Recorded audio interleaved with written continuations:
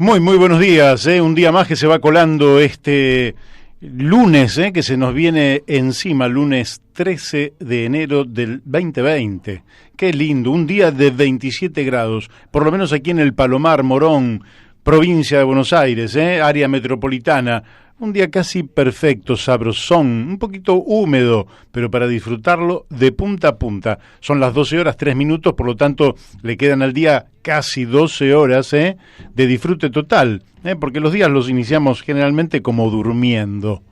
Porque lógicamente nos vamos a acostar 12 y media, 1 de la mañana, pero es como que empezamos el día durmiendo y las 12 horas que van desde el mediodía hasta la noche son las que más disfrutamos, así que viene una tarde espectacular, así que le damos los buenos días a todos los oyentes que nos están escuchando por la antena de Radio La Luna AM 1140 y también a todos aquellos que nos están escuchando por las aplicaciones y también a quienes nos escuchan por internet, de manera tal que cubrimos virtualmente cualquier lugar del mundo. Es muy probable que nos estén escuchando en Australia, de lugar desde el cual seguramente mañana vamos a pasar un informe desde Australia, un programa que se las trae, porque nosotros, fíjese que los protagonistas son los protagonistas que nos hablan desde cualquier lugar del mundo donde estén aconteciendo hechos que justifiquen que nosotros nos estemos comunicando. Y lógicamente, las más de 10 millones de hectáreas de bosques que se han quemado, que se están quemando en Australia, justifican una comunicación de esta naturaleza. Pero también le vamos a dar los buenos días a quienes tenemos más cerca y quien nos acompaña desde el primer día, aquel 1 de octubre de 2018, y que juntos venimos haciendo este programa, La Brújula. Buen día, Daniel de Abrantes. ¿Qué tal? Buenos días, Mario, y buenos días a nuestra audiencia tenaz que está ahí.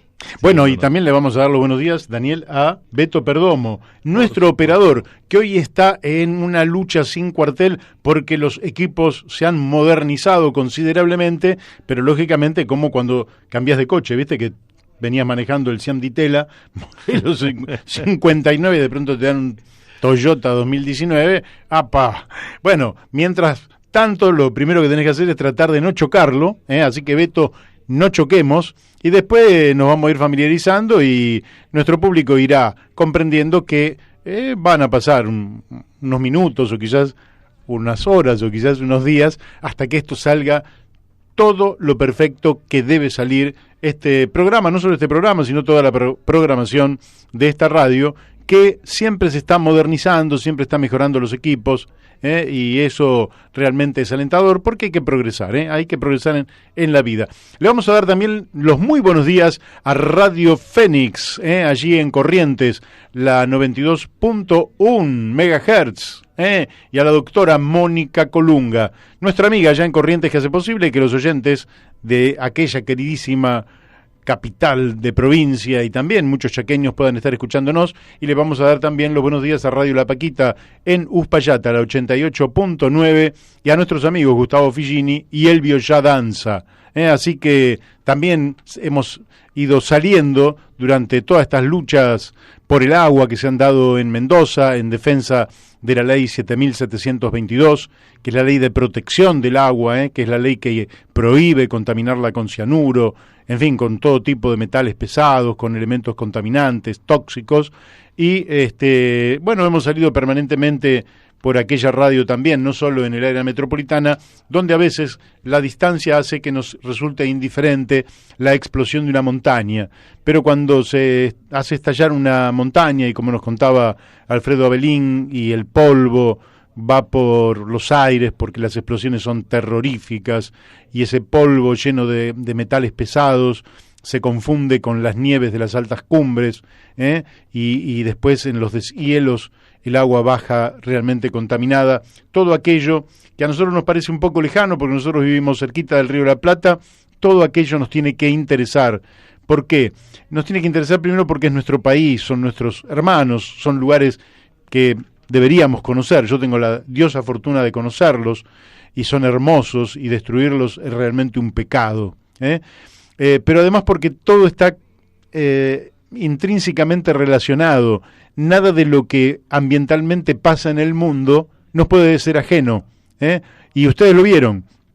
resulta que si tenemos algo que está del otro lado del mundo se llama Australia. Entonces uno piensa, bueno, se queman unos árboles en Australia, ¿qué nos interesa?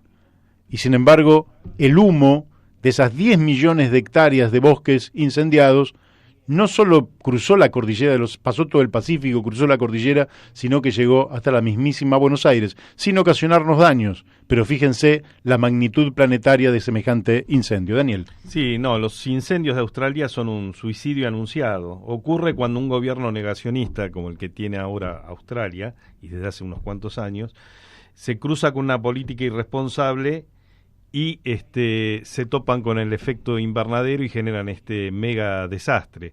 Un gobierno que, digamos, aporta todo su planeamiento energético a la quema de carbón, ¿sí? Y sin lugar a duda, esto no es que lo diga yo, lo dicen los estudios científicos, esto está aportando también a este desastre que vive Australia, que además, digamos, ¿sí? Australia genera 3 veces más gases de efecto invernadero que la media del planeta. O sea, está entre los países que por habitante genera más gases invernadero, ¿no? Por habitante, porque Australia lógicamente es todo un continente, es muy grande, y entonces los tipos se deben sentir con derecho a consumir más energía de la que correspondería. Bien nos decía Gabriela Orden, que por ejemplo Estados Unidos consume per cápita, cada habitante de Estados Unidos consume 6 veces más energía que un brasileño. También es cierto que hay que considerar que conforme la latitud en la que usted viva, quema más energía. Por ejemplo, si usted vive en Tierra del Fuego, quema más energía que si vive en Formosa. Es lógico, porque en Formosa usted no tiene que estar calefaccionando su casa todo el tiempo, y en cambio en Tierra del Fuego sí lo tiene que hacer todo el tiempo. De todas maneras, el ser humano tiene hacia adelante que ir razonablemente utilizando la energía de manera de hacerlo sustentable, de manera de permitirnos que nos proyectemos hacia el futuro sin avisorar la catástrofe que hoy ya se cierne sobre la humanidad. De esto vamos a estar hablando con alguien que ha recibido muchos premios, y que entre ellos cabe destacar que en 2004 le dieron un premio Nobel alternativo, es un premio en paralelo al premio Nobel. Él es presidente de la FUNAM, que es la Fundación en Defensa del Ambiente, profesor de la Universidad de Córdoba, se llama Raúl Montenegro, con él hemos hablado en algún momento, y hoy vamos a hablar de un conjunto también de temas a partir de las 13 horas, lo vamos a estar llamando alrededor de las 13 horas, y hay otros invitados que van para el día de mañana.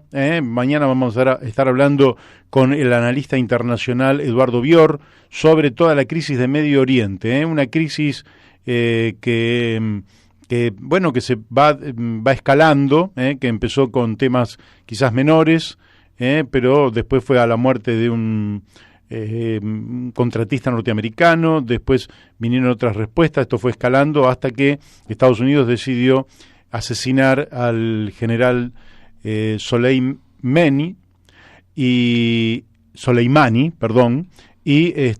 entonces la escalada fue ya con cohetería, y dentro de esta escalada hubo una situación no deseada por un error, pero que en definitiva termina siendo un crimen, porque 176 personas mueren en un vuelo aerocomercial ucraniano, donde hay muchos canadienses también, y de otras nacionalidades. 70 iraníes. 69 iraníes. 69 iraníes, como 60 canadienses, ¿verdad? Había del Reino Unido, había alemanes, en fin, todo aparentemente por un misil que vaya a saber quién lo disparó, cómo confundió el objetivo. Lo cierto es que se perdieron 176 vidas.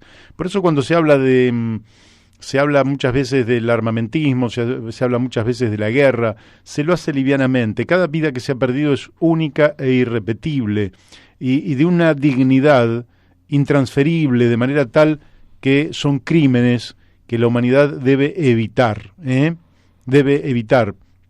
No se puede hablar de vidas humanas como si fuera la nada misma, como si fuera un cubito de hielo que se derrite en una mesa. No, son vidas humanas. Y eso es lo que debe primar en la política, la defensa de la vida, la política interna y la política internacional.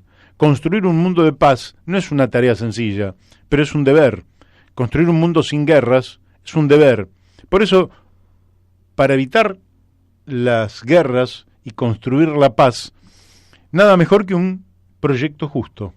Es decir, la justicia, en términos generales, es lo que calma los ánimos. Cuando usted ve que al otro le ocurre lo mismo que a usted no se queja. Usted se queja sobre todo. Usted, mire, vamos a lo que es nuestro, que es el fútbol. Si el árbitro mide con la misma vara a su equipo que al otro equipo, le saca tarjeta amarilla por el mismo foul al equipo contrario que al suyo, bueno, usted lo acepta. Pero si usted ve que el árbitro le está volcando el partido porque al suyo le saca amarilla y por el mismo foul al otro no le saca nada, a usted esto lo exacerba. Y los actos de injusticia, vuelvo al fútbol, son actos que no se olvidan. Cada hincha de cualquier equipo va a recordar una situación de injusticia que vivió su equipo. Y esa situación de injusticia no se la olvida nunca. Por ejemplo, los hinchas de Rosario Central recuerdan un penal que se cobra a favor de Boca cuando el foul fue 2 metros fuera del área. Bueno, usted hable con cualquier hincha de Rosario Central, no se lo olvida nunca más. Y seguramente los hinchas de Boca tendrán también sus recuerdos. Su anecdotario. Yo recuerdo, por ejemplo, y los hinchas independientes no nos vamos a olvidar, el penal alevoso que comete Pinola contra Martín Benítez en el Monumental, y el árbitro ni siquiera va al VAR, ni siquiera mira el VAR, y es un penal alevoso, grande como una casa y ante los ojos. Entonces, por eso después le llamaron Rivar. Pero River también había sido... No estoy atacando a ningún equipo, yo soy hincha del Rojo, desde luego. Pero quiero decir que las injusticias duelen, y duelen profundamente. Y cuando usted genera una sociedad tremendamente injusta, y la sociedad a nivel planetario es una sociedad tremendamente injusta, horriblemente injusta, usted está sembrando violencia.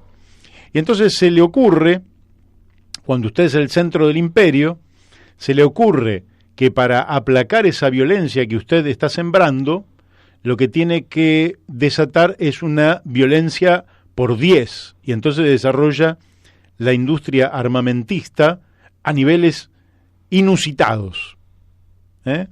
Entonces cree que porque usted tiene 10 o 100 veces más poder de fuego, la violencia del otro va a quedar oculta o va a quedar reducida a la mínima expresión. Y esto lamentablemente no es así. Lamentablemente no es así. Y están jugando, los hombres de Estado, están jugando con fuego. Lo están haciendo a nivel del calentamiento global, que lo están negando frente a todas las evidencias, frente a todos los estudios científicos, frente al clamor de los jóvenes, de los niños, que claman porque lo que estamos haciendo es liquidando el futuro de ellos, ¿verdad? Entonces ellos tienen negocio de cortísimo plazo, el negocio puede ser electoral, por ejemplo, Donald Trump puede tener un negocio electoral de cortísimo plazo, entonces le conviene producir un ataque fulminante porque eso le levanta la popularidad en el interior de los Estados Unidos y le ayuda a superar el juicio político que tiene en ciernes y probablemente a ganar las próximas elecciones. Entonces los tipos juegan con fuego en función de negocios de cortísimo plazo. Mientras tanto, también juegan en el área del armamentismo. Estados Unidos invierte $600.000 millones en armas, 10 veces más que Rusia. Aunque Rusia está desarrollando una cohetería tan destructiva, que va a 20 veces la velocidad del sonido y tiene ojivas nucleares y tiene una cabeza inteligente que le permite incluso evadir lo que podrían ser contraataques o cosas por el estilo, y es tan rápido todo, pero uno dice, si va a ocurrir que sea rápido, pero muchachos, estamos jugando con la vida de los seres humanos, y no hay otros seres humanos y no hay otro planeta donde ir por ahora. Así que a Beto le voy a pedir si por ahí, le voy a dar un par de minutitos, todavía vamos a hablar un par de minutitos, pero que vaya preparando un tema de un tipo que para mí, un Beatle, ¿no? John Lennon, cuando habla de imaginarse un mundo distinto, ¿verdad? Y creo que en aquel momento donde él quería imaginar un mundo distinto, era un mundo sin guerras, era un mundo de paz, imaginar un mundo donde la religión cumpliera el rol que le está haciendo cumplir Francisco, un rol ecuménico, pero no un rol guerrero, un rol de dogma donde yo tengo que imponer mi verdad, sino donde juntos construimos una verdad. Y un mundo donde creo que todavía no estaba tan cerca del cataclismo climático, como después diga cataclismo climático. y bueno, él no lo toma el tema del ambiente, pero seguramente va en esa dirección. Así que lo escuchamos, Beto, escuchamos a John Lennon, imagina. Bueno, seguimos aquí, en este renovado estudio. Antes el aire lo tenía allá abajo, ahora dice aire allá arriba.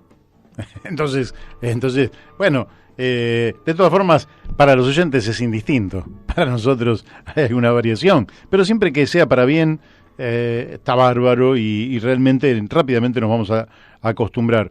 Hay una respuesta de Bernie a Alberto Fernández sobre la seguridad en la provincia de Buenos Aires. Dice Bernie, nadie es dueño de la verdad. Decir que nadie es dueño de la verdad es una verdad de perogrullo. Lógico, ¿quién va a ser el dueño de la verdad? ¿Quién la va a comprar? ¿Dónde se vende? ¿No? ¿Cómo podría ser propietario de la verdad? Nadie es dueño de la verdad. Es cierto. Por otra parte, podríamos discernir sobre el tema desde lo filosófico hasta el infinito. ¿Qué es verdad? ¿Qué es simplemente una apreciación? ¿A qué consideramos verdad? A veces son verdades de perogrullo. Por ejemplo, fulano de tal nació tal día.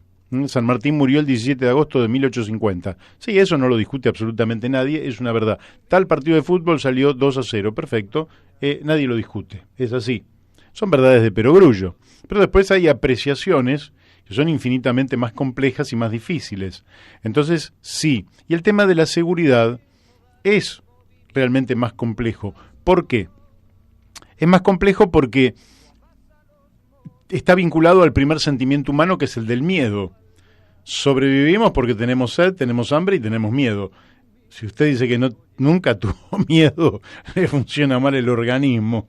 Todos tenemos miedo, Cuando un perro viene o cuando alguien saca un arma y te apunta a la cabeza, cosa que me ha ocurrido en más de una oportunidad, el corazón se acelera, las pupilas se dilatan, los pelos se ponen de punta y lógicamente que eso ni siquiera lo puede controlar, Es una situación que, aunque usted sea una persona tranquila, el miedo está allí, latente.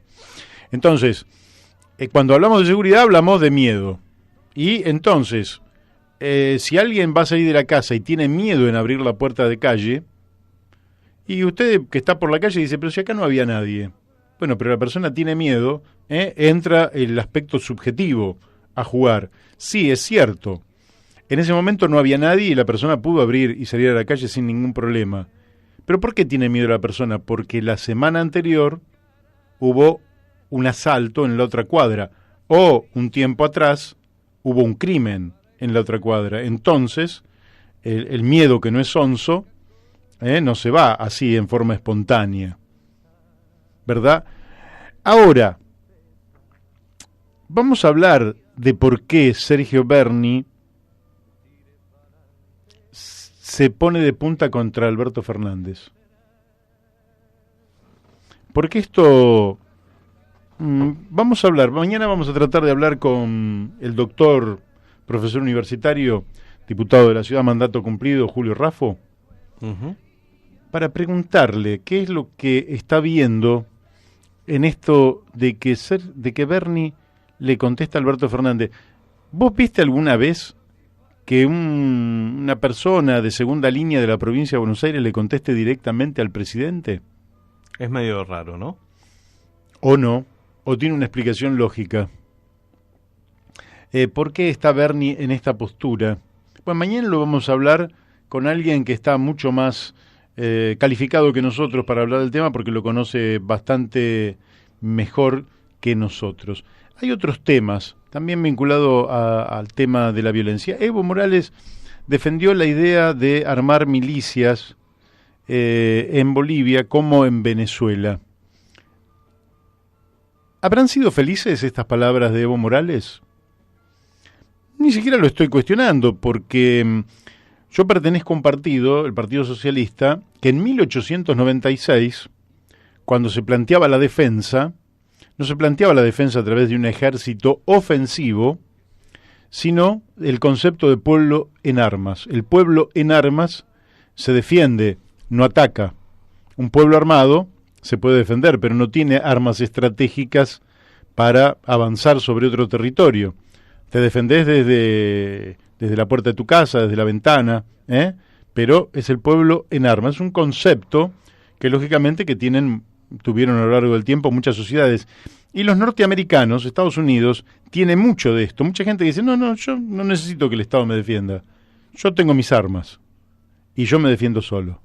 Tienen mucho esto todavía del vaquero del oeste, sí, que anda con los 2 revólveres ahí que no le da a un fósforo y lo enciende, ¿no? con una bala de tanta puntería que tenían. Entonces, hay mucho de esto. Ahora, estando en Argentina, ¿habrá sido una idea feliz decirlo ahora se lo iba a preguntar a la senadora María Elizabeth Oporto. Lamentablemente no nos podemos comunicar porque está viajando ahora y entonces creo que iba a estar arriba de un avión y no íbamos a poder estar comunicándonos. Pero porque siendo que yo además explícitamente soy admirador de Evo Morales y creo que ha hecho el mejor gobierno de América en las 2 primeras décadas del siglo XXI, el mejor de América dije, no de América Latina, dije de América, mejor que el de los Estados Unidos, mejor que el de Canadá y mejor que el de cualquier otro país de América, porque le ha dado un crecimiento a esa economía, una distribución del ingreso, un cambio cultural, un mejorar la autoestima, un observar cómo las riquezas de Bolivia podían ser utilizadas de manera inteligente y estratégica, y no por nada le dan el golpe a Evo Morales, le dan el golpe porque el litio es Evo hace un acuerdo con Alemania, ¿no? En una empresa mixta, pero donde el 51% es de Bolivia, y los alemanes van a introducir elementos tecnológicos para procesar el litio y hacer baterías de litio, y lógicamente los Estados Unidos, como el litio lo va a aprovechar Alemania, que perdió la guerra. ¿Cómo es eso? Y entonces golpe de Estado. De golpe de Estado que se le dio a Evo es por el litio. También puede ser por el petróleo, pero básicamente es por el litio y el rol estratégico que puede jugar. No en tanto que le falte a Estados Unidos litio, sino que no va a permitir que se desarrollen industrias competitivas, lideradas lógicamente en alianzas entre Alemania y Bolivia, o si vos querés, entre Bolivia y Alemania, porque Bolivia se reservaba para sí el 51%, y tenía una visión estratégica, a diferencia de Argentina, que somos una vergüenza, porque exportamos el litio como materia prima, cuando el litio incrementa su valor sideralmente cuando se transforma en una batería, ¿verdad? Exacto. Entonces, así que yo tengo una gran admiración por Evo, pero no estoy seguro de que Evo haya estado muy feliz en plantear esto, sobre todo cuando el 3 de mayo del año 2020, o sea, dentro de poquitos meses, dentro de 5 meses, menos, va a haber elecciones en Bolivia, donde efectivamente Evo Morales no va a poder concurrir a elecciones conforme ha dicho el Tribunal Electoral de Bolivia, ni tampoco su vicepresidente, Álvaro García Linera, podrá ir a elecciones, pero sí puede ir a elecciones el MAS, es decir, el Movimiento al Socialismo, sí va a poder ir a elecciones, y me parece que va a ser de sumo interés seguir muy de cerca todo el proceso político electoral de Bolivia, bueno, las noticias del día, son las cosas que van sucediendo, y un gobierno. Ahora volvemos a la Argentina. Decíamos que Bernie le pega a Alberto Fernández. Alberto Fernández tiene muchos frentes. El presidente ha logrado que estos 30 primeros días, bueno, las cosas se hayan tranquilizado. Todos sabemos que el tipo de cambio, es decir, el precio del dólar, el valor del dólar, cuando se modifica sustancialmente, mueve todo el tablero y pone a todo el mundo nervioso, y cambian los precios, lógicamente, y buena parte de la inflación está demostrado que es inflación por incremento del valor del dólar. Esto es un poco técnico, si usted quiere, pero se lo digo en dos palabras para que cuando escuche a unos economistas muy mal formados, los tipos decían, no, es emisión monetaria, es la emisión monetaria la que eleva los precios y genera inflación. Pues bien, durante un pequeño periodo el gobierno de Macri tuvo emisión monetaria cero, no emitió nada, y los precios seguían escalando, porque lo que estaba escalando era el dólar. Entonces, estos primeros 30 días de dólar al mismo precio, con este impuestazo que tiene el dólar del 30%, ha traído cierta tranquilidad, ha bajado el riesgo país y le ha permitido al gobierno hacer algunos, acá me suena, suena un poquito mal, ¿no? Sí. Pero son temas técnicos, pero le ha permitido al gobierno, por ejemplo, tratar de incrementar los ingresos públicos, incrementó o actualizó, si usted quiere, las retenciones, actualizó otros impuestos, en la provincia de Buenos Aires el inmobiliario, que no llegó a los niveles que quería Axel Kicillof, pero en general se fortaleció la posición del Estado y se transfirió riqueza a sectores los más postergados. En esto hay que decir que también cuando se transfiere riqueza a los sectores más postergados, hay que mirarlo desde dos lugares. Uno, muy bien, si le dan a los que están más postergados, eso es una cierta justicia social, y eso nosotros lo vamos a defender a rajatabla, siempre. Pero otro, ojo, que el Fondo Monetario dice, le dan un poquito a los más postergados para que le demos sustentabilidad social al ajuste. Ojo, no es lo mismo. Son dos cosas distintas. ¿Por qué? Porque buena parte del ajuste y de esta transferencia de recursos cae sobre capas medias que tampoco son capas medias enriquecidas. Yo diría todo lo contrario, son capas medias empobrecidas. Jubilados que pueden ganar 30 y pico mil pesos y que todos sabemos que eso no es ninguna fortuna. Que apenas alcanza para sobrevivir, capas medias que pueden estar un poquito arriba de eso, pero que si son familias jóvenes, apenas, qué sé yo, con un matrimonio con 2 hijos que alquila y tiene un ingreso de 55 mil pesos y paga 15, 17 mil pesos de alquiler y le quedan 38 mil pesos para el resto de los gastos de los servicios, de los alimentos, de la vestimenta, de los viáticos, y sabemos que no alcanza. Entonces se transfiere de un sector de clase media bastante empobrecido a los sectores más postergados. Bueno, aceptemos que Alberto Fernández está tratando de hacer equilibrios en una situación donde Martín Guzmán, su ministro de Economía, está tratando de tranquilizar, que esto por ahora ha reportado algún beneficio porque bajó el riesgo país, aunque sigue siendo gigantesco, bajó de más de 2.000 a menos de 1.800. Han bajado la tasa de interés del 80 y pico % que había llegado durante el gobierno de Macri, ahora está en 52. Sigue siendo altísima, quizás sea la más alta del mundo, pero la han bajado considerablemente y esto hay que valorarlo.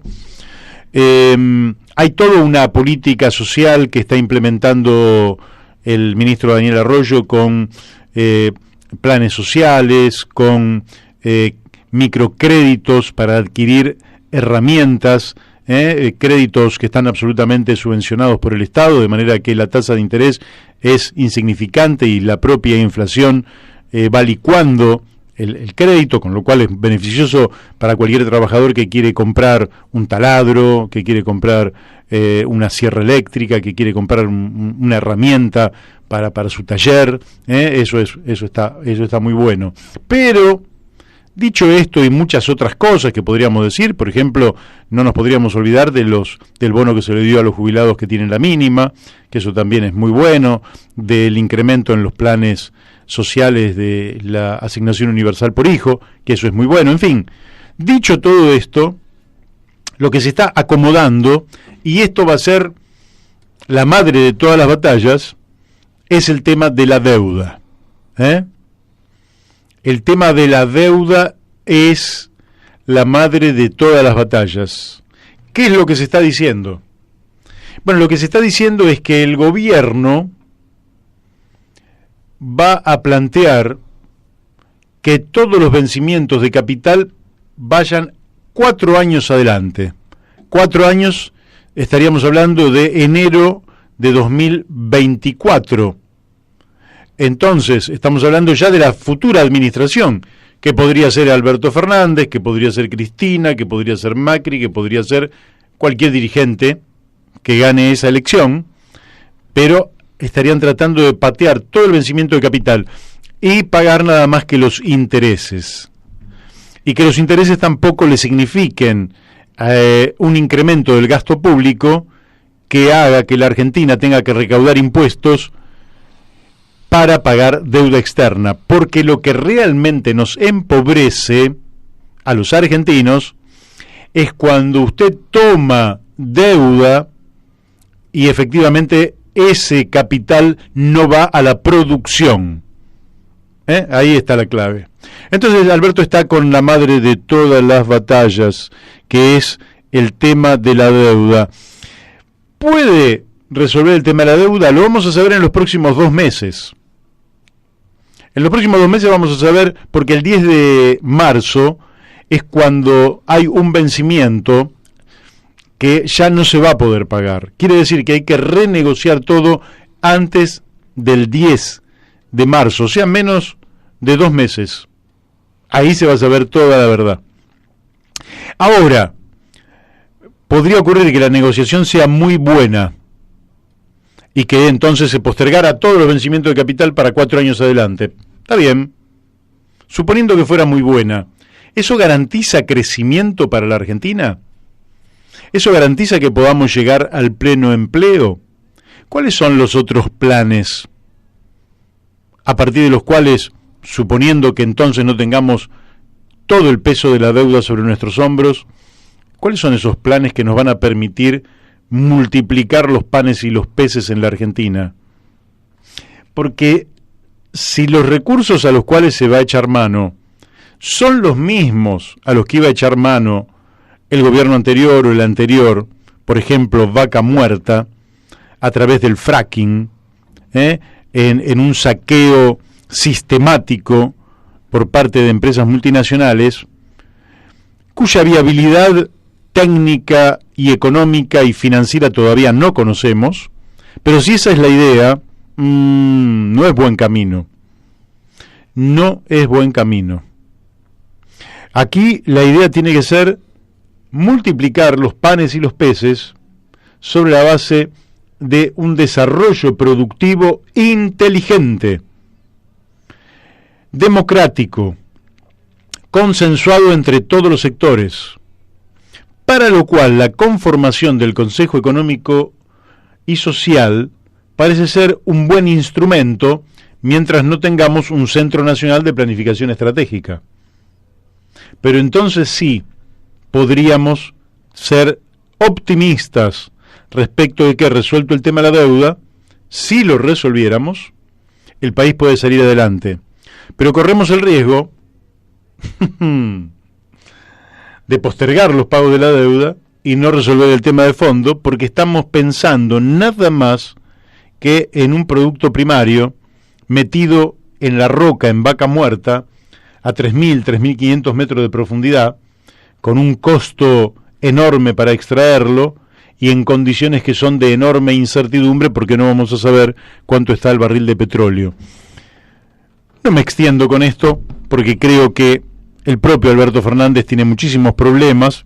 Nosotros le estamos dando el crédito de los 100 primeros días o los 90 primeros días, para que el hombre pueda ir desarrollando, emprolijando las cosas y luego mostrando sus cartas, pero nos cabe ir haciendo determinadas advertencias.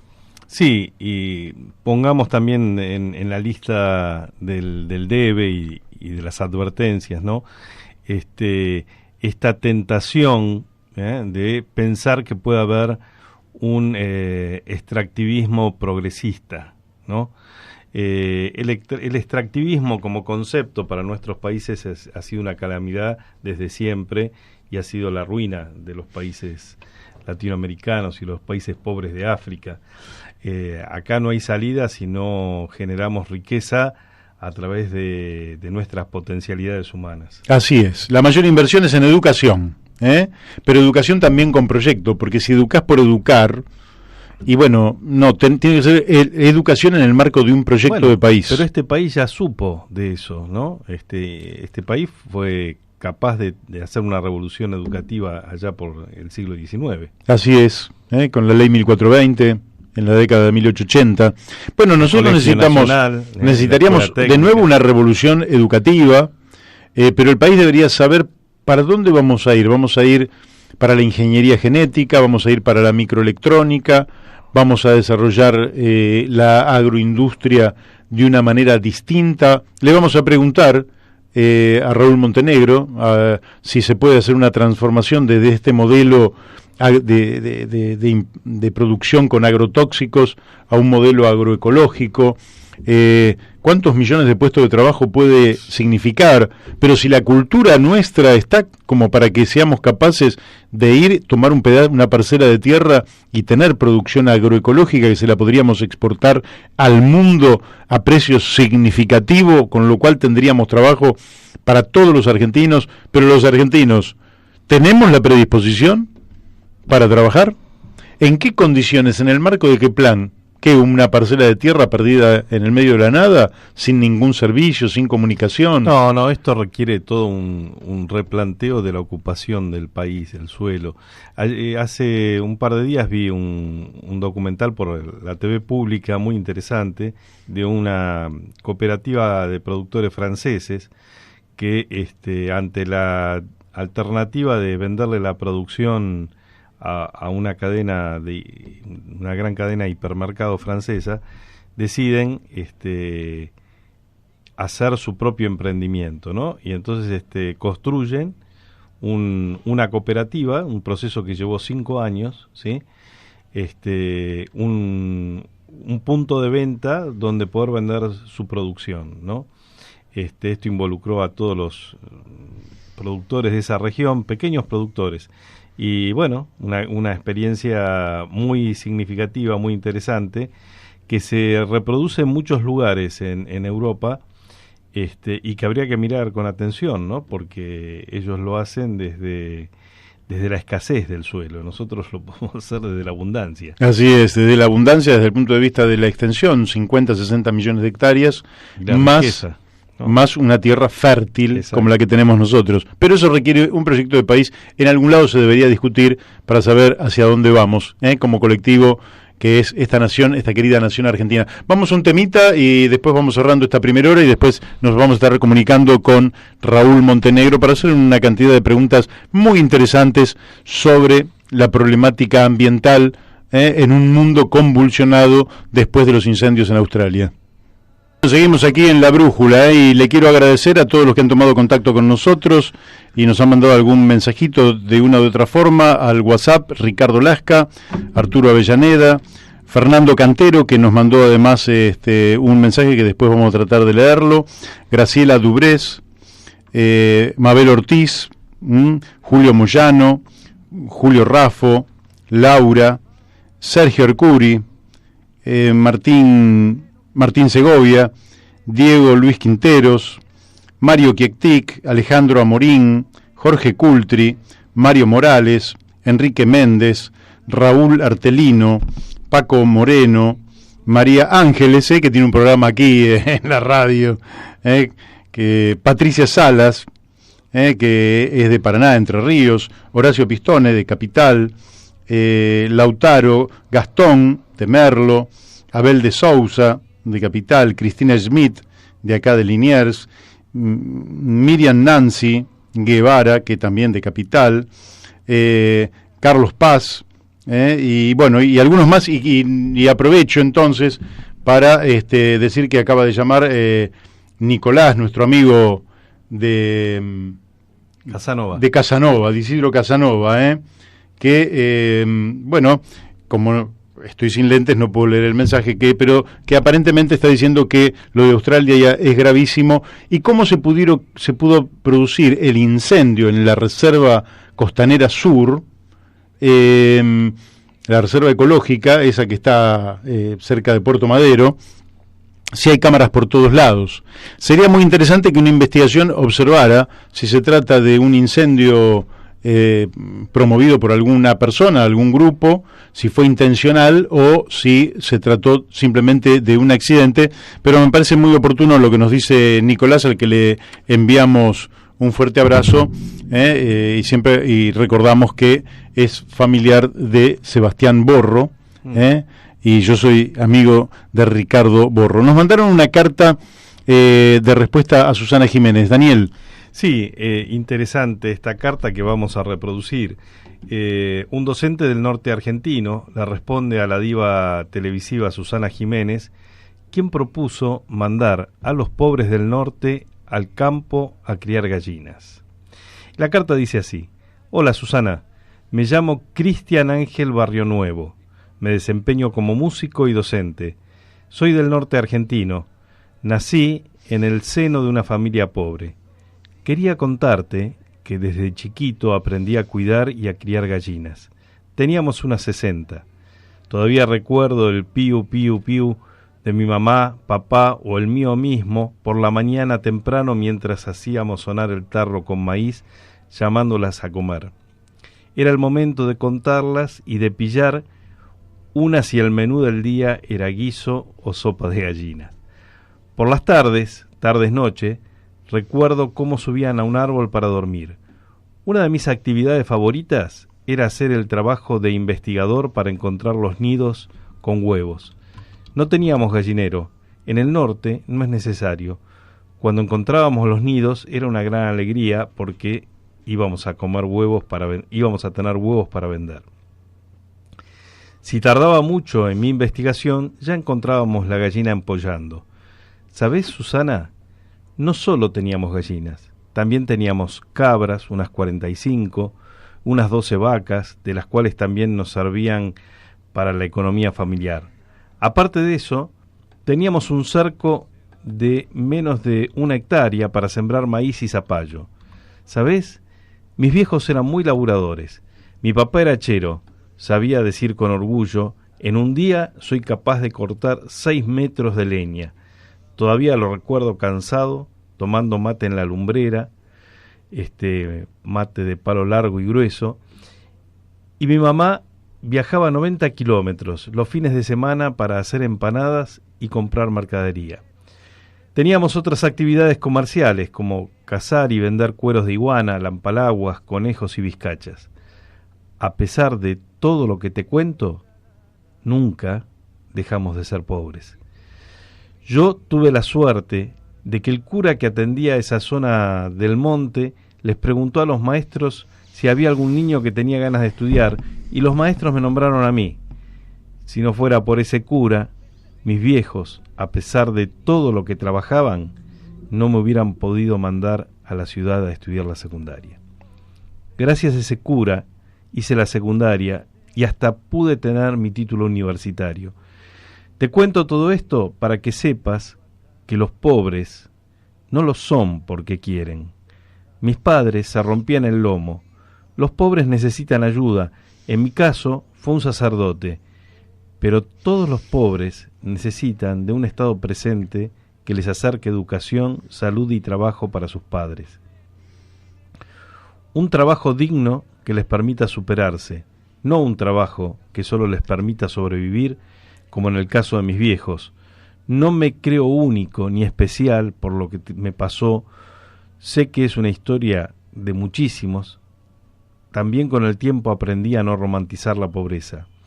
Por eso creo que para salir de ella no hay que tener un gallinero. Tengo la certeza de que para combatir la pobreza, aparte de educación, salud y trabajo, hay que combatir la riqueza desmedida de unos pocos. Saludos, Cristian Ángel, Barrio Nuevo. Bueno, ahí leyeron la contestación que se le dio a Susana Jiménez. Una Susana Jiménez que realmente no debería decir las barbaridades que dice, aunque está acostumbrada. Y aparte porque es linda, rica y famosa, tiene impunidad para hacer lo que quiera. Pero digamos que en su tiempo la pescaron importando coches Mercedes-Benz para lisiados para de esa manera evadir impuestos. De manera que no es un ejemplo una millonaria que ha tenido la diosa fortuna de tener un ángel de la comunicación, que no hay que negárselo. Tiene un ángel para comunicar y tiene un encanto, y la gente la sigue y tiene mucha gente que la admira, ¿por qué no? Pero ha sido una evasora, no una evasora para no pagar el IVA en la naranja o en la leche, sino una evasora de coches Mercedes-Benz que ingresaban ilegalmente al país porque se decía que era para lisiado y en realidad era nada menos que para esta diva. Así que bueno, por este momento vamos a ir a la tanda. Les quiero decir que quienes quieran comunicarse lo pueden hacer, pero no salen al aire, lo aclaro por las dudas, pero pueden dejar mensajes, como lo hizo Nicolás o como otros oyentes lo mandan por WhatsApp, en el 4443-7424, ese es el teléfono de la radio, 4443-7424, o también pueden mandar al WhatsApp, al 11 6297 9905. Ahí mandan un mensajito al WhatsApp. De hecho, Fernando Cantero nos pide especialmente que saquemos al aire una comunicación sobre una ley muy importante, y lo vamos a hacer en la segunda hora del programa, después del reportaje a Raúl Montenegro. Ahora vamos a la tanda de la radio. Seguimos aquí en La Brújula. Bueno, habíamos comentado este incidente donde Bernie le habla al presidente en una manera poco apropiada desde mi punto de vista, y en Casa Rosada le ordenaron bajarle el tono a la polémica, y le mandaron un mensaje: más trabajo y menos medios de comunicación. Para Sergio Berni, menos medios de comunicación. Pero, bueno, como les dije, mañana vamos a estar profundizando en este tema. ¿Por qué? Porque es un tema que puede tener que ver con la capacidad también de Alberto Fernández de desenvolverse con márgenes más amplios, sin que el interior del Frente de Todos le ponga límites demasiado estrechos. Quiere decir que ahí hay una tensión, hay un foco de tensión. Evidentemente, si quieren bajarle el tono es porque quieren bajar la intensidad de la polémica, porque no quieren meter un cortocircuito, porque tampoco quieren alimentar a quienes desde la oposición van viendo que ahí hay un foco de conflicto, y entonces sobre eso se montan para poder castigar al gobierno. Como he dicho, el gobierno tiene muchísimos frentes abiertos, tiene frentes básicamente financieros con el exterior, tiene acuerdos aparentemente con el gobierno de los Estados Unidos que tienen dos carriles, uno desde lo simbólico, donde el gobierno se muestra más independiente, y otro el de los hechos reales, donde el gobierno hace mucho más lo que los Estados Unidos quieren. Mañana se lo vamos a preguntar también a Eduardo Bior, como analista internacional. Tiene el tema aquí que considero que se ha comportado muy bien, la residencia de Evo Morales en la Argentina, tiene el problema de la inflación, que es un problema serio para todos los argentinos, tiene el problema de la inseguridad, tiene el problema del mercado interno, que estaban contentos porque más gente fue a la costa argentina durante este enero, básicamente porque alguna gente que tradicionalmente iba al exterior, frente al precio del dólar, más ese 30% de recargo, bueno, prefirió cambiar el destino e ir a la costa argentina, con lo cual las playas se encontraban con mayor cantidad de gente que el año pasado. En fin, tiene también un problema abierto con Uruguay, donde la calle Pou está planteando que le daría a los argentinos beneficios impositivos de tal magnitud que sería una tentación mudarse a Uruguay, y pretende que 100.000 argentinos se instalen en Uruguay. No creo que sea una cosa tan sencilla como la que plantea la calle Pou, pero no deja de ser un tema conflictivo.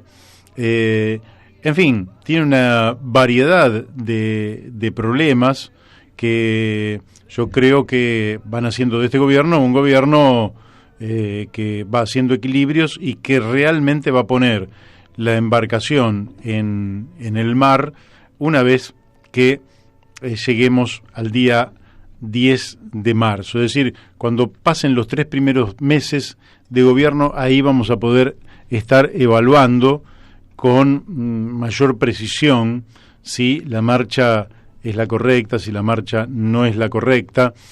Tiene otros frentes, por ejemplo, el frente en la provincia de Buenos Aires, es decir, que no solo tiene problemas externos, problemas financieros, problemas de inflación, etcétera, sino que se caen los bonos que emitió como deuda la provincia de Buenos Aires, porque la Nación dijo que no iba a salir en socorro de la provincia de Buenos Aires para el pago de estos bonos, que son deudas que ha contraído la administración anterior y que le caen al gobierno de Axel Kicillof. Es decir, aunque todo parece más o menos tranquilo y quien esté en la playa está desconectado de todo tipo de problemas, lo que nosotros ahí vemos es que, por el contrario, hay un cúmulo gigantesco de problemas, en un modelo, además, de conducción de Alberto Fernández, que tengo la impresión de que tiene un parecido con el modelo de Mauricio Macri. En este sentido, muchos ministerios, cuando desde mi punto de vista no es lo adecuado para la conducción política. Para la conducción política lo adecuado es que el país sea conducido efectivamente por el presidente, un jefe de gabinete y luego no más de 7 ministros. Y entonces ahí usted tiene la dirección del país y tiene 9 voces a partir de las cuales se pueden ir dando las orientaciones estratégicas en cada una de las áreas. Y necesita un ministro de Economía muy poderoso, cosa que en estos momentos no lo veo, porque allí está dividido. Da la impresión de que Martín Guzmán solo está al efecto de tomar el tema de la deuda externa, pero no hay una orientación global. Culfas es el ministro de la producción, pero tampoco se ve cuál es el perfil productivo de la Argentina. Es decir, hay un modelo de conducción de Alberto Fernández que a mí no me parece que sea el más adecuado. Yo personalmente creo que son 7 ministerios, el jefe de gabinete y el presidente, los que se reúnen con mucha habitualidad, muchas veces, y van dando las orientaciones estratégicas a cada una de las áreas de gobierno que son fundamentales, las áreas de gobierno que son fundamentales. El área de la economía, el área de la salud, de la educación, el área de la justicia, las relaciones exteriores, en fin, lo que consideramos que son las áreas a partir de las cuales, y no muchas veces la subdivisión de ministerios en otros ministerios que, en definitiva, lo que hacen es darle bajo perfil a los ministros. Yo estoy seguro que si hacemos una encuesta sobre quién ocupa cada ministerio, muy poca gente va a saber contestar, quiénes ocupan cada uno de los ministerios es muy difícil, porque son muchos ministerios, porque ha habido muchos cambios, porque hay una enorme inestabilidad, porque esa ley cambia sistemáticamente, porque cada presidente conduce de una manera distinta, pero la particularidad en la Argentina es que es la siguiente. Escuche esto, y espero que me esté escuchando y atendiendo. El modelo que se gestó con la reforma constitucional de 1994 era un modelo que atenuaba el presidencialismo, generando un jefe de gabinete y generando entonces un gabinete que iba a tomar la administración del Estado. Lo que ha ocurrido es que se concentra todo en el presidente. Bueno, creo que estamos ya a punto de contactarnos con Raúl Montenegro y bueno, vamos a hablar de estas cosas que ya habíamos anunciado, un hombre absolutamente reconocido en Córdoba, pero también a nivel internacional, con premios internacionales. Y creo que ya estamos en contacto con Raúl Montenegro. ¿Es así, Raúl? Sí, ¿qué tal? Buen día, buenas tardes, mejor.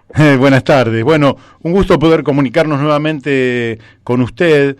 Y ya lo hemos presentado en el programa, de manera que no lo vamos a reiterar. Está bien. Pero sí queríamos preguntarle por lo que hoy está conmocionando no solo a los ambientalistas, sino al mundo entero, que son los enormes incendios en Australia.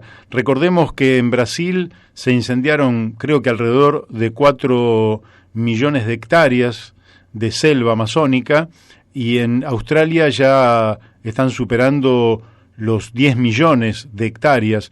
¿Cómo habría que leer este incendio? ¿Como una señal de la naturaleza? ¿Como algo que es episódico? ¿O como un efecto incontrastable del cambio climático que estamos sufriendo? Está bien. Ante todo, en cuanto a dimensiones, teniendo en cuenta los valores de Brasil y los de Australia, prácticamente podemos decir de que en cuanto a superficie, Australia es unas 10 veces lo que se quemó en la parte más intensa de los fuegos en la zona amazónica, ¿no? Ajá. Eso es un elemento importante. Otro elemento importante es la diferencia. En el caso de Amazonas, fundamentalmente son zonas húmedas. En este caso, Australia son zonas incluso secas, algunas de ellas con muy bajas precipitaciones. Ahora bien, lo que sucede en realidad es una combinación, es decir, Australia, aunque tal vez nosotros no lo podamos visualizar, y sí la gente de Australia, hay todo un conflicto interno muy muy fuerte entre el gobierno de Australia, que niega, por ejemplo, el cambio climático global, y todas las medidas precautorias que se han tomado, ¿no? Agreguemos a ello el tema de las plantaciones de eucaliptus, que si bien es una especie, un grupo de especies nativas de Australia, pero allí también se están haciendo grandes deforestaciones. Entonces hay una responsabilidad muy muy fuerte que en este momento está haciendo furor en Australia, este conflicto entre las personas, la sociedad y el gobierno australiano.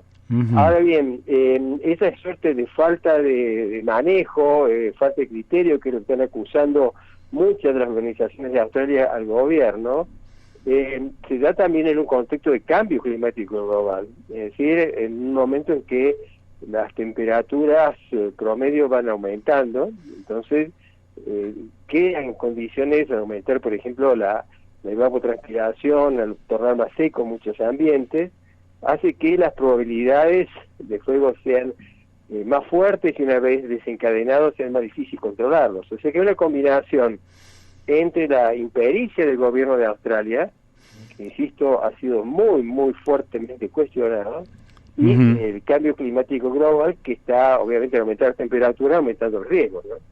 Claro, y esto ¿qué va a ocurrir? Uno puede imaginar climáticamente y ambientalmente. Bueno, se incendia, se apaga finalmente, porque hay un punto en que sea por lluvia, sea por el trabajo humano, llega, porque ya no hay más combustible, se apaga el fuego y luego se regenera, o efectivamente, como se dice, que han perdido 1.000 millones de animales, no sé de dónde surge esa cifra, pero me gustaría que usted nos lo pudiera aclarar, se regenera, algunas especies dicen que no las vamos a ver nunca más. ¿Se va a regenerar el mundo selvático, el bosque, o esto es una catástrofe casi irreversible? Bueno, esta es una catástrofe en varios tiempos. El primer tiempo, que es este tiempo violento de la quema, viene seguido de otra catástrofe más silenciosa, y es la que se da después que han terminado los fuegos. Es decir, en realidad, es casi una catástrofe continua una vez que se han producido fuegos de tamaña magnitud. Entonces, en realidad, cuando se apaguen los fuegos, contrariamente a lo que uno podría imaginar, es que, bueno, ya por lo menos solo restaría esperar y no se expande. No, en realidad empieza la segunda o el segundo episodio de tragedia, que suele ser incluso bastante serio, porque implica de que cuencas hídricas alteradas, ambientes que se van a encontrar en situaciones muy difíciles de reconstituirse. Y el caso de Australia es un caso bastante particular, porque es una suerte de continente isleño, en donde solo depende para los procesos de reconstrucción del ecosistema, y en eso respondo a la otra parte que vos me decías sobre el número de organismos muertos. Yo no me animaría a generar ninguna cifra con muchos ceros, porque es imposible hacerlo. Claro. Porque lo que importa en los ecosistemas no son solamente la flora visible o la fauna de mayor tamaño, sino que es la biodiversidad, que incluye desde los árboles más grandes del mundo, porque algunos de los eucaliptos son tremendamente grandes, hasta microorganismos que viven en el suelo. Entonces, esa biodiversidad es la que nos preocupa, y es la que va a tardar muchísimo en recuperarse, pero con este problema. Australia solamente depende, para poder recuperar la biodiversidad de sus ecosistemas, de la propia biodiversidad australiana. En el caso, por ejemplo, de la selva amazónica, como una superficie que es bastante importante, consideremos que prácticamente ha sido destrozado más del 30%, pero aún queda un 70%, a partir del cual pueden ir movilizándose, moviéndose, habiendo flujo de especies, de genes que terminan recuperando, no siempre igual a como estaban, ¿no es cierto?, pero terminan rearmando los ecosistemas. En Australia solamente se depende de lo que hay en Australia, o eventualmente sistemas próximos, como puede ser el caso, por ejemplo, de Tasmania, que también pertenece a Australia, al sudeste. Pero este es otro problema, es decir, cuando uno vive aislado y tiene ambientes aislados, la tragedia del fuego es mucho más fuerte que proporcionalmente a la que puede ocurrir, por ejemplo, en Amazonas, ¿no? Estos fuegos son inevitables, porque hay quienes hablan de fuegos. Por ejemplo, ahora hubo un incendio aquí en la Reserva Ecológica Sur de la Ciudad de Buenos Aires. Y bueno, algunos oyentes decían, ¿cómo puede ser si fue intencional?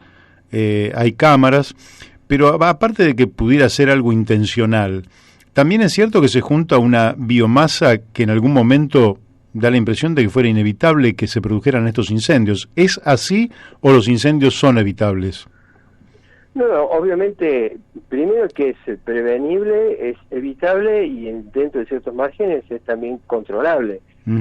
Lo que pasa es que hay que ver cuáles son las causas del fuego. Por ejemplo, en el caso de nuestro país, la mayor parte de los incendios, estamos hablando siempre superior al 90%, son de causas humanas, o sea, es producido ya sea intencionalmente o ya sea accidentalmente por actividad humana. En el caso, por ejemplo, de los incendios en Estados Unidos, generalmente están asociados más a condiciones climáticas y particularmente meteorológicas, por ejemplo, rayos, o sea, coincidencia entre una gran actividad eléctrica y una gran cantidad de combustible en condiciones de ignicionar, que es el caso que se da, por ejemplo, en este país. En el caso nuestro, la mayor parte, cito por ejemplo el caso de Córdoba, que ya es casi un poco emblemático, son producidos por las personas. Y lo que de paso sirve para aclarar, en términos comparativos, yo vivo en la provincia de Córdoba, en términos comparativos, la situación ambiental de una provincia como Córdoba es infinitamente peor que la situación de Australia. Ah, Es decir, Córdoba es una provincia donde solamente queda menos del 3% de bosque nativo cerrado, y donde de los 3 grandes ecosistemas que tenía, que todo el Chaco de llanura y de sierras, el espinal y el pastizal pampeano, 2 de esos ecosistemas han sido virtualmente destruidos. Entonces quiere decir de que nos asombramos fuertemente por lo que pasa, por ejemplo, en Amazonas o por lo que pasa en Australia, pero dentro de nuestro país, Córdoba, que posiblemente debe ser una de las provincias ambientalmente peor administrada de Argentina, la situación es realmente crítica, ¿no? Absolutamente crítica. Y es notable ver a veces que el espanto con que algunos funcionarios de Córdoba ven lo que pasa en Amazonas o en Australia, viendo que la situación en la propia provincia es dramática, y en muchos casos son los propios funcionarios de las distintas gestiones las que han terminado favoreciendo esta horrible situación que se vive en Córdoba, ¿no? ¿Se puede iniciar un proceso de reforestación de la mano del hombre, digamos, planificado, con tiempo, a mediano y largo plazo? No, la respuesta es claramente no. Quiero aclarar este tema. Cuando tenemos una zona que ha sido desertificada, el problema de desertización, que es el avance natural de las zonas desérticas, y desertificación cuando el proceso lo causa el ser humano. Si yo tengo una zona desertificada en estado crítico, siempre va a ser bienvenida la forestación, obviamente con las especies nativas adaptadas. Pero plantar árboles no implica plantar ecosistemas. Esto es muy importante, porque a veces imaginemos que un bosque de eucaliptus en Australia, estamos hablando de los árboles eucaliptos. No, estamos hablando del ecosistema que vive allí, que son miles de especies. Entonces yo puedo plantar algunas especies, lo que yo no voy a poder plantar es el ecosistema. Entonces, hay que tener mucha precaución, porque a veces los funcionarios públicos en nuestro país, y particularmente en Córdoba, nos toca con formaciones técnicas muy endebles, tomadas casi con alfileres, inmediatamente dicen, vamos a hacer forestar. No se trata de reforestar, sino que se trata de evitar que los ecosistemas, lo poco que queda de ecosistemas nativos, no se rompa, porque son esos ecosistemas los que van a poder, al expandirse, reconstruir. La única forma para reconstruir un ecosistema es que lo que quede de ambiente nativo se vaya expandiendo. Yo no puedo plantar biodiversidad, puedo plantar árboles, pero no planto biodiversidad. Y entonces estos restos que van quedando, ¿se están cuidando? Porque una vez que lleguen a cero, después va a ser difícil el retorno de esa biodiversidad, como usted dice. ¿Se están cuidando? Dramática pregunta con dramática respuesta. Obviamente no. Y en parte se debe a que, imaginemos el caso de Juan Schiaretti en Córdoba, José Manuel Azota antes, o los funcionarios que estuvieron incluso antes de ellos, cuando no tienen claro cómo funciona ambientalmente una provincia, entonces los ambientes nativos, lejos de ser lugares fundamentales para la supervivencia, terminan siendo lugares para, entre comillas, desarrollo. Entonces cada vez es menos lo que tenemos y lo que más necesitamos. Un ejemplo simple en Córdoba, obviamente la provincia es semiárida, o sea que tenemos muy poca agua en la provincia de Córdoba, y al gobernador Juan Schiaretti lo mejor que se le ocurrió es traer agua del río Paraná, con un gran desnivel, que obviamente eso hay que hacerlo con bombas, un gran consumo de energía eléctrica, y que además agua no se va a poder distribuir a toda la provincia. Y sin embargo, al mismo tiempo, las cuencas hídricas, que es el lugar en donde se fabrica el suelo y se fabrica también el agua, donde la biodiversidad fabrica el agua y el suelo, no están siendo manejadas. Entonces, yo creo que en esa especie de contradicción absurda está lo que le pasa a la provincia. Piensen ustedes, por ejemplo, que para que se construya, para que se arme 1 centímetro de suelo en la zona, por ejemplo, de Tierra del Fuego, que son ambientes muy fríos, muy lentos, 10.000 años para hacer 1 centímetro del suelo. En ambientes templados necesitamos para hacer 2,5, 3 centímetros de suelo de 700 a 1.000, 1.100 años. Entonces, se darán cuenta de que si un funcionario de turno, el que fuera, la nación, provincia, son los intendentes, no entienden, simplemente atienden a las prioridades de ultra corto plazo, pero los sistemas que garantizan nuestra provisión de agua, nuestra provisión de suelo y en última instancia nuestra supervivencia, venían siendo descuidados, que es lo que pasa en Córdoba. Distamos totalmente de tener lo poco que queda de ambiente nativo, distamos absolutamente de que esté protegido, pero aún tenemos que estar peleando todo el tiempo para que no lo destruyan con concesiones o con obras. Hay a nivel internacional y acá agudamente una mirada muy distinta desde los simples mortales que caminamos la calle, que vemos el problema ambiental, y la dirigencia a cargo del Estado, que es de una o de otra forma negacionista, digamos. No solo se vio, como usted señalaba, en Australia o quizás el presidente de los Estados Unidos, sino acá en la provincia de Mendoza, y por eso también le quería preguntar, y ahora lo estamos viendo en la provincia de Chubut, ¿cómo está leyendo este movimiento ciudadano de base, no sé cómo llamarle, en defensa del agua que están viviendo tanto Mendoza como Chubut? Bueno, el diagnóstico es exactamente el mismo, o sea, con sus matices, ¿no? De pronto Estados Unidos, Australia, o de pronto lo que pasa en Mendoza o Chubut. Es decir, son a veces funcionarios, legisladores que no entienden cómo funciona la provincia, entonces ven qué cosas pueden hacer en el corto plazo, esto en el mejor de los casos, porque tenemos obviamente muchísimos casos en los cuales hay una suerte de asociación entre funcionarios, legisladores y grandes corporaciones megamineras. Entonces hay un conflicto entre esa cosa de corto plazo que ni da gran cantidad de puestos de trabajo y que sí puede alterar las cuencas hídricas. Entonces pasa lo que pasó con la 7722 en Mendoza, en donde pese a ser una provincia semiárida, que desde el 2010 está en sequía, en donde hay una conciencia pública muy fuerte, porque realmente se necesita esa agua para vivir, es realmente increíble pensar la torpeza que tuvo el gobernador de la provincia de Mendoza y los legisladores que acompañaron su iniciativa de creer que iban a poder voltear la ley que protege el agua en una provincia en donde la piel social está tremendamente sensible. Y lo mismo está pasando con el gobernador Arcioni en Chubut. Allí es la ley 5001, en donde también se quiere voltear. ¿Para qué? Para que puedan entrar estas grandes corporaciones megamineras, que ya la megaminería ni es sustentable ni tiene posibilidad de manejar de buenas prácticas, en donde realmente son grupos de capital intensivo que extraen, dejan los pasivos y se van.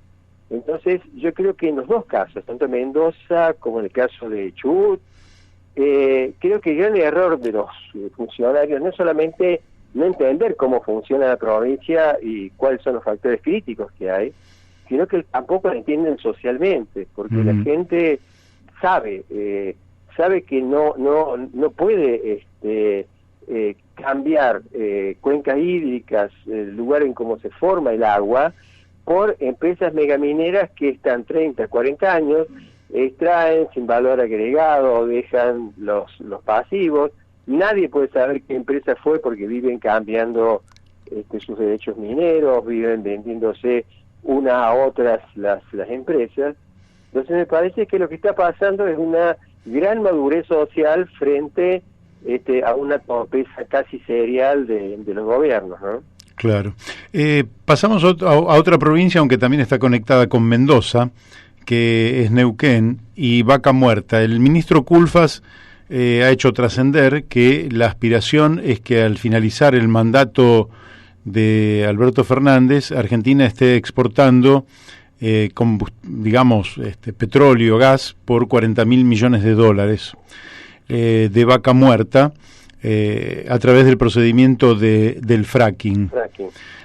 Todo da la impresión de que esto es más una expresión de deseos que una realidad. Pero, ¿qué diría Raúl respecto de este método tan cuestionado y prohibido incluso en muchos países de Europa, e incluso en la Argentina, en Santa Fe, por ejemplo, está prohibido y no sé si en alguna otra provincia? Bueno, acá nos encontramos con una especie de dilema en donde hay como varios ingredientes. El primero está claro que los estados quieren desesperadamente obtener dólares frescos, no sé si corresponde la palabra frescos para los dólares, pero por un lado se nota esa necesidad.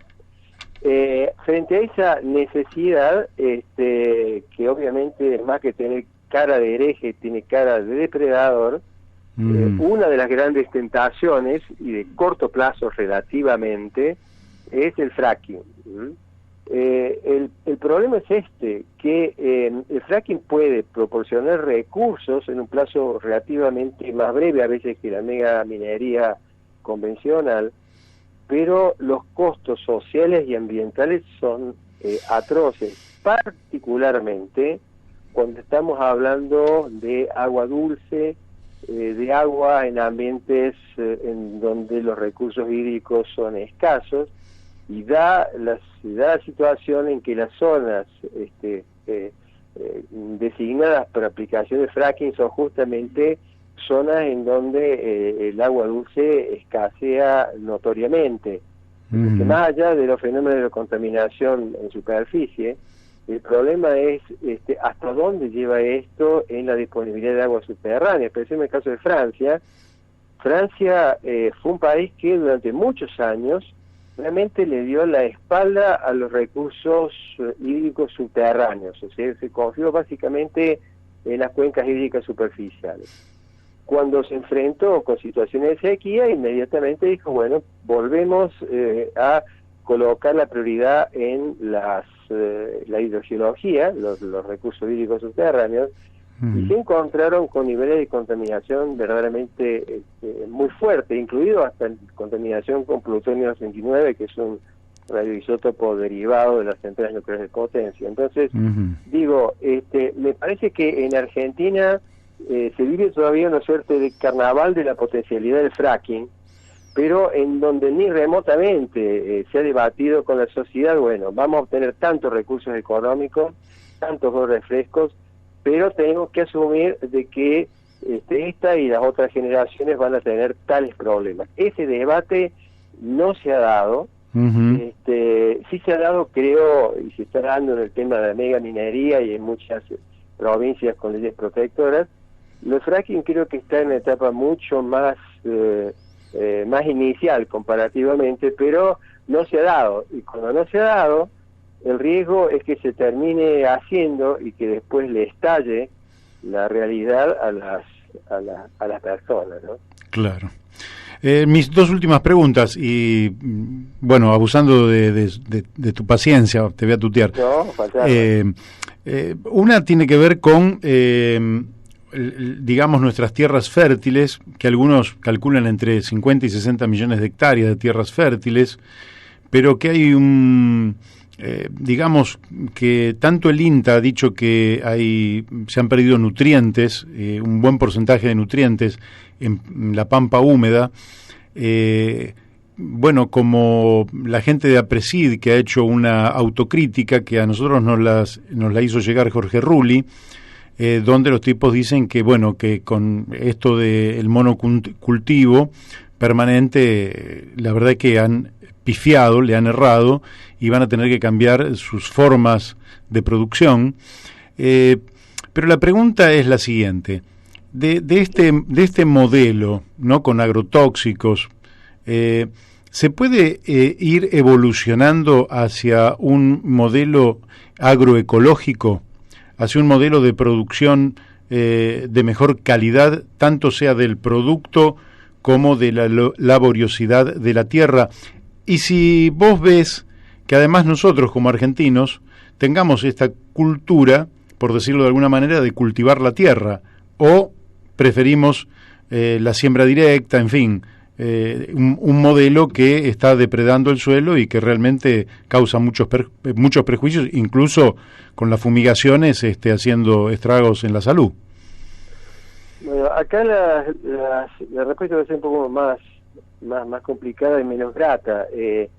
Pensemos, por ejemplo, que cuando un barco Panamax está llevándose cargado soja transgénica, ya sea a China o bien, por ejemplo, a la India, prácticamente un 10% de todo el volumen, puede variar un poco el porcentaje, son nutrientes del suelo que no van a ser reemplazados, no van a ser sustituidos. O sea, la agricultura industrial para exportación también es una especie de mega minería, en donde en lugar de enviarse oro, plata o cobre, lo que estamos enviando son nutrientes que le costó mucho a los ecosistemas armar y que no se van a reemplazar. Acá lo único que se puede aplicar es fósforo y nitrógeno, pero no se reemplazan los nutrientes. O sea, por eso que decimos que la agricultura industrial es realmente una actividad megaminera muy sui generis, pero no deja de serlo. Claro. Entonces, ¿cuál es el panorama? Esta es la otra fuente de caja, o sea, los dólares frescos también vienen de allí. Entonces ha habido casi una política de Estado, pues no ha habido una gran diferencia entre los gobiernos, por ejemplo, de los Kirchner, que luego vino con Macri y posiblemente con el que se inicie, en la agricultura industrial, porque sigue siendo favorecido porque es fuente muy fresca de dólares, además de muy corto plazo. Entonces, acá se ha tomado casi la decisión política de transformar buena parte del país y de las personas en zona de sacrificio. ¿Qué quiere decir esto?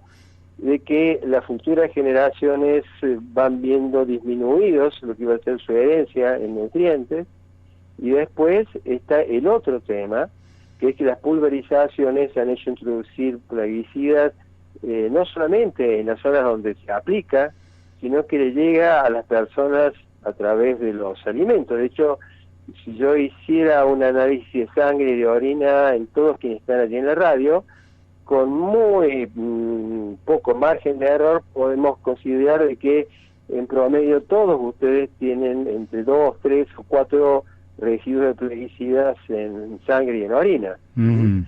Es decir, esas son decisiones políticas no debidamente debatidas con la sociedad, por eso tal vez a veces no se nota la misma movilización que puede darse, por ejemplo, en el caso del agua, pero en donde la cantidad de afectados es realmente enorme, y en donde estamos, y esto es importante marcarlo, para hacer un cambio de ese modelo, que yo en este momento lo veo totalmente difícil porque todo apunta a que se va a mantener, necesitaríamos alguien que nos proteja. ¿Quiénes son los encargados de protegernos?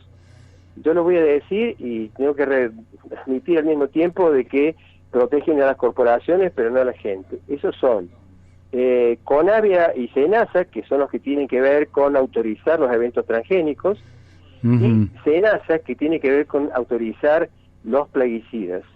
Ninguna de las dos está haciendo la tarea de protegernos, sino que a través de distintos mecanismos, algunos de ellos particularmente cuestionables y de dudosa legalidad, termina estando más cerca de las empresas que de la gente, a punto tal que los eventos transgénicos se aprueban con información provista por las empresas. No hay aprobación independiente del Estado. Y la constitución de la propia Conavia tiene gente que está mayoritariamente a favor de los transgénicos. Entonces, lamentablemente, este es el panorama. Piensen que en el caso del glifosato, por ejemplo, que acá está incluso antes de que se diera el boom de los transgénicos, en el caso del glifosato, o sea, estamos hablando de décadas de aplicación de glifosato.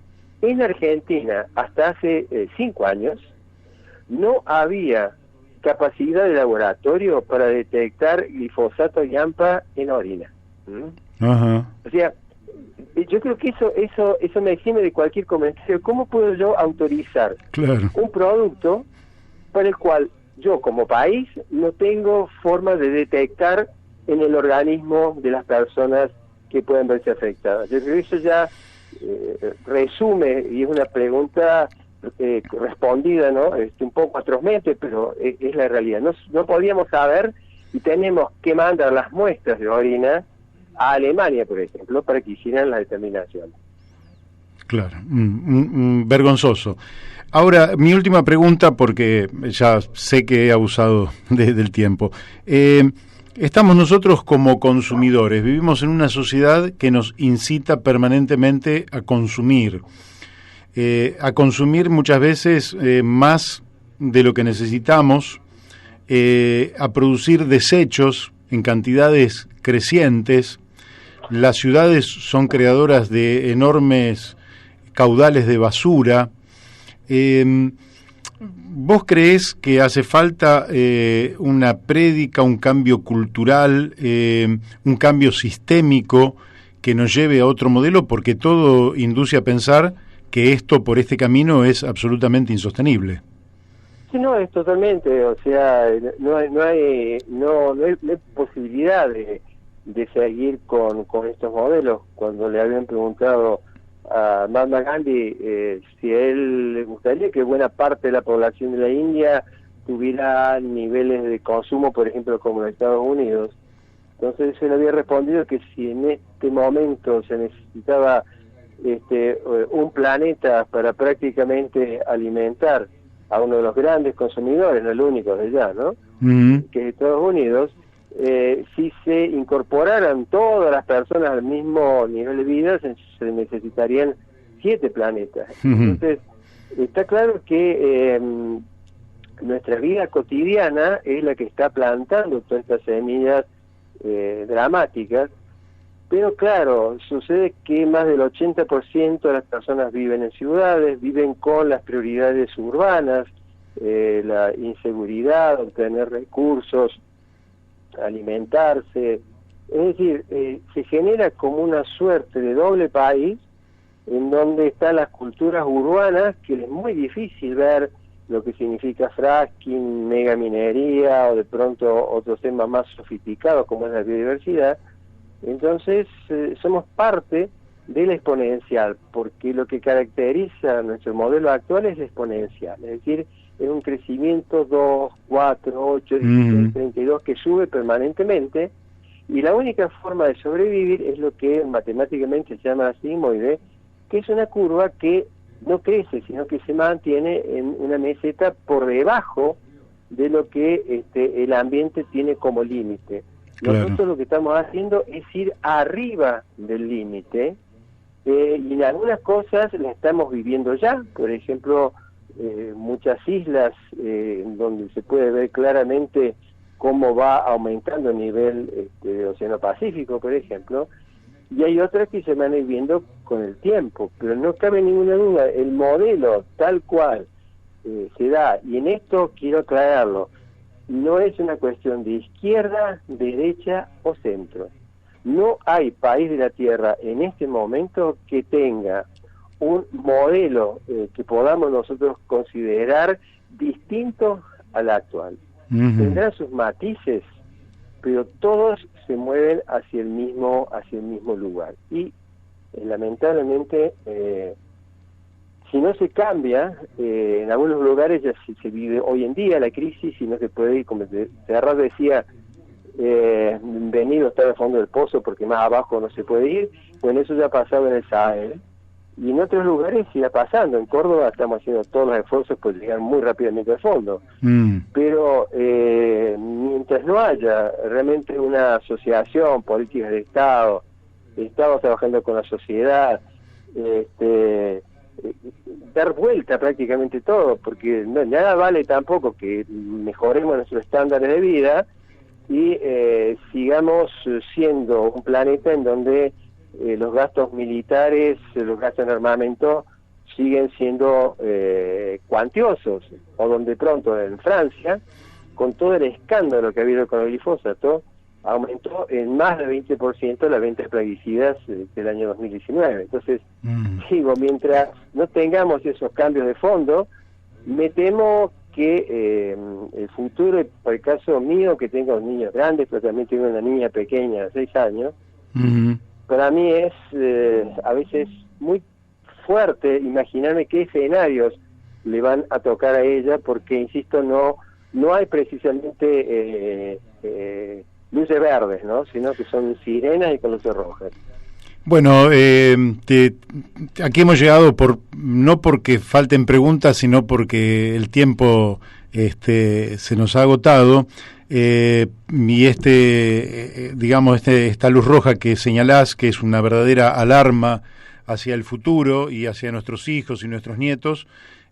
Bueno, nos quedamos por hoy plantados acá, Raúl, pero seguramente te vamos a volver a llamar para seguir preguntándote sobre estas cuestiones que en definitiva no hacen otra cosa más que intentar poner un grano de arena en el sentido de defender la vida, porque lo que estamos defendiendo es la vida, no otra cosa, y por eso decías vos bien que esto no es ni de derecha ni de izquierda, esto es defender la vida. Exactamente. Bueno, te mandamos un fuerte abrazo y muchísimas gracias. No, gracias a ustedes, que tengan un lindo día, hasta luego. Gracias. Bueno, hemos hablado con Raúl Montenegro, profesor universitario, Premio Nobel Alternativo en 2004 y un hombre realmente muy calificado para presidente de la Fundación en Defensa del Ambiente desde 1994, un hombre muy calificado para hablar sobre todos estos temas, y lo vamos a volver a llamar porque efectivamente son los temas que nos preocupan en demasía. Así que por ahí Beto tiene en punta algo de música y después vamos cerrando el programa de hoy y con siempre esperando incorporar elementos que le sirvan a usted cuando termine el programa, para que no se quede vacío como con otros programas donde parece que todo es entretenimiento, todo es muy lindo, pero cuando terminó el programa no le quedó nada. Aquí creo que han quedado un enorme caudal de elementos de información que nos pueden servir para hacer de nuestra vida algo más inteligente de lo que hemos hecho hasta hoy. Que se va colando, y ya se nos fue colando casi las 2 horas del programa, nos quedan los últimos minutos, y Nicolás vuelve a comunicarse con nosotros, a decirnos que el nivel intelectual de Susana Jiménez es bastante pobre, porque en algún momento preguntó si los dinosaurios estaban vivos. Quiero agregar a esta observación que hace Nicolás, a esta pregunta de Susana Jiménez, si los dinosaurios estaban vivos, que los dinosaurios existieron sobre el planeta Tierra en un periodo que va desde los 170 millones de años a 65 millones de años atrás, cuando aparentemente por el efecto de la caída de un meteorito murieron todos y se extinguió. Pero estuvieron 105 millones de años los dinosaurios, y hace 65 millones de años que no hay más dinosaurios. Esto es bueno para Susana Jiménez, pero también es bueno para el jefe de gobierno de la ciudad de Buenos Aires, que en algún momento dijo que los seres humanos, los hombres, habían peleado contra los dinosaurios. Quiero decirle que este hombre moderno que somos nosotros tiene apenas 200.000 años. Esto que somos hoy, somos de apenas 200.000 años atrás. Es decir, que 65 millones de años hace que terminamos con los dinosaurios. Y no solo Susana Jiménez aparece como muy ignorante respecto de este tema, sino que algunos dirigentes políticos también aparecen como ignorantes. Respecto a todo esto que hemos hablado con Raúl Montenegro y que en general venimos conversando en el programa, me gustaría decirles que el que gestiona, el que gobierna, el que tiene a cargo una responsabilidad, muchas veces está acosado por el minuto a minuto. Quiere decir que el hombre tiene que responder cada minuto a un problema distinto, y entonces para él 24 horas es largo plazo. Los políticos en la Argentina viven todos en el corto plazo y resuelven problemas de corto plazo, y su mirada alcanza la punta de la nariz. no ven más allá que la punta de la nariz. Y este es un problema. ¿Por qué? Porque el cortoplacismo induce a la improvisación, y la improvisación nos lleva a error tras error. Entonces, al no tener una mirada estratégica, Argentina comete errores garrafales. Nosotros vamos a desertificar una de las zonas más fértiles del planeta Tierra. Ustedes ven que estamos hablando con especialistas altamente calificados, los más calificados de la República Argentina. Y nos están diciendo que efectivamente nosotros estamos, y también lo dice el INTA, y lo dicen instituciones altamente calificadas, nosotros estamos empobreciendo el suelo de la pampa húmeda, estamos empobreciendo las 50, 60 millones de hectáreas de las más fértiles del planeta Tierra, porque estamos haciendo una producción agropecuaria que nos da dólares, que es papel pintado, y perdemos futuro. Contra esos dólares que nadie en general, salvo 1 o 2 millones de familias argentinas, hay 8 o 10 millones de familias argentinas que nunca ven dólares. Pero para dar satisfacción a muy poca gente y sobre todo al capital financiero, nosotros estamos devastando las riquezas de la Argentina. Por eso necesitamos una mirada de más largo aliento, una mirada estratégica, una mirada que contemple, no digo como los chinos, 100 o 200 años, pero sí que contemplen la vida de nuestros hijos y de nuestros nietos. Una mirada de 30, 50, 70 años, que nos permitan que ellos hereden un país, si no mejor que el que hemos recibido nosotros, por lo menos igual. Y tengo que decirles que tanto desde el punto de vista ambiental, como financiero, como educativo, como científico y tecnológico, lo que están heredando nuestros chicos es una Argentina infinitamente peor que la que recibimos nosotros hace 30, 40 o 50 años atrás.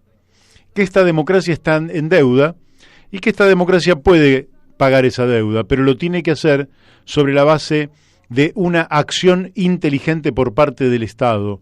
Y esa acción inteligente se resuelve con planificación estratégica y programas de gobierno inteligentes. Hace mucho tiempo que no tenemos programas de gobierno, pero esto hay que terminarlo. Necesitamos una democracia que nos diga el que llega qué es lo que va a hacer en el municipio, en una provincia o a nivel nacional. Basta de improvisación, basta de cortoplacismo, porque esto nos lleva a la catástrofe financiera, catástrofe económica, catástrofe social y catástrofe ambiental. Por hoy terminamos y mañana vamos a estar analizando, como les decíamos, la política en el Medio Oriente, la política en la Argentina, ya con más invitados y también con los panelistas que regularmente nos están acompañando en este programa que le hemos dado en llamar La Brújula en Radio La Luna, AM 1140. Hasta mañana a las 12 horas. Chau.